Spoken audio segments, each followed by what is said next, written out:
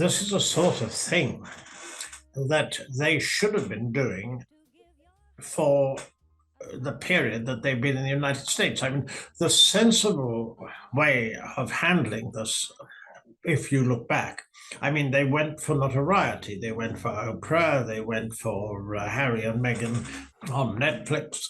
They went for Spare, or he did. And then, of course, those interviews to promote it. And all of this meant bad blood with the royal family. I mean, it created a rift. The rift was created by them. The fact that they were very deeply unhappy as members of the royal family, that is one thing, and that is regrettable. It was disastrous.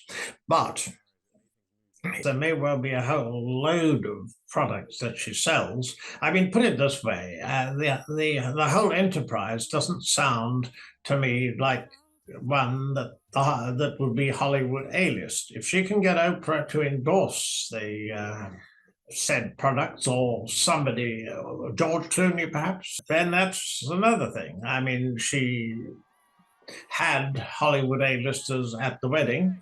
Reportedly, she didn't know them very well. Now is the time, now she's launching this, to get A-listers, if they will, to back her and back her publicly. So I'd be very interested to see if that happens. If, when they had gone to Montecito, they had concentrated on this sort of thing at a different level, you could argue. I mean, this isn't, or probably won't be, Hollywood A-list. But at least it's something that they want to do, a sort of TIG 2 she's doing, linked to Instagram, possibly linked to a cookery program. It's been reported on Netflix, perhaps even a book. Who knows? But this would have been completely harmless. They've got masses of fans on Instagram, and they will undoubtedly help it be somewhat of a success. At least I suspect so. I mean, the problem was that to establish themselves, I mean, they already were established as individuals who everybody knew who they were. Had they originally taken the line that this is the sort of thing she could have done TIG 2 or its equivalent as soon as they stepped down as senior working royals, or planned it, and had that been the case, the pandemic, of course, was the problem, but had it been the case, they wouldn't have the problems they currently do with the royal family.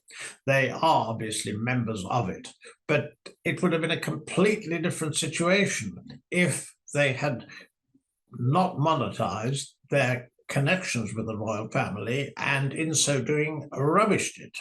They could have given occasional, or done occasional shows or interviews as members of the royal family, and talking about it in a way that didn't cause offense. As it is, they decided not to. So this is an example of what they can do, but it's not exactly, as I say, Hollywood A-list, or doesn't sound so to me.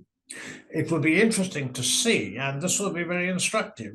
Will they get Hollywood A-listers to endorse? Will Meghan get that? Will she have Oprah involved in it, or one of the others, one of the other stars, perhaps, who attended the wedding and whom they didn't know terribly well? So we'll wait and see. They haven't done anything, either specifically on this occasion, to clash with another royal event or attack the royal family, which at the moment I don't think they'll do. I don't think they'll do it again, quite frankly, not foreseeably, for obvious reasons. No, so that the timing here doesn't clash with anything. I mean, the most recent timing clashed with the Diana Legacy Awards, and also, you know, it was obviously a very, very tricky time. At the moment, I think the royal family would be only too pleased for them to continue in this way, this being something that didn't clash with another royal event or broadcast the royals wanted, the king was making, or some such, and simply did their own thing. That's what it is. I don't see this as major. I see it as a comeback. One has to remember that Time put them in 2021 as a couple who were in the makers and shakers of the top 100. I don't think they would now. I thought the agency would do more for them. There may be more to come. So, we will have to wait and see. One always has to, because obviously there's no reason that they would announce everything at once. But it is relatively this is not anything that is particularly substantial. Her fans will love it, and it's something, we know she's a foodie, we know she's interested in lifestyle. This is something that they can do. But what else can they do? And will they keep Netflix? I mean, will there be a tie-in with Netflix and cookery, as has been reported? So, one has to wait and see, because you're never sure what you get is all you're going to get. But what you have to comment about is that, it isn't particularly difficult, I suspect, to do this. It takes quite a lot of work to launch it. But Archwell didn't do especially well last year. They haven't done anything particularly significant. The interest in this is because who they are, and it's, as far as the royal family is concerned, it's their thing. So from that point of view, fair enough. But where else is it heading? Will Netflix find them worth the equivalent of what apparently was a contract worth $100 million or so, was reported? Will they take an option on that romantic novel or something with link to Dickens? Well, again, they may surprise us with something new next week. This is what Meghan is trying to become, a sort of lifestyle guru. Let's see how well it goes, or if it goes well at all.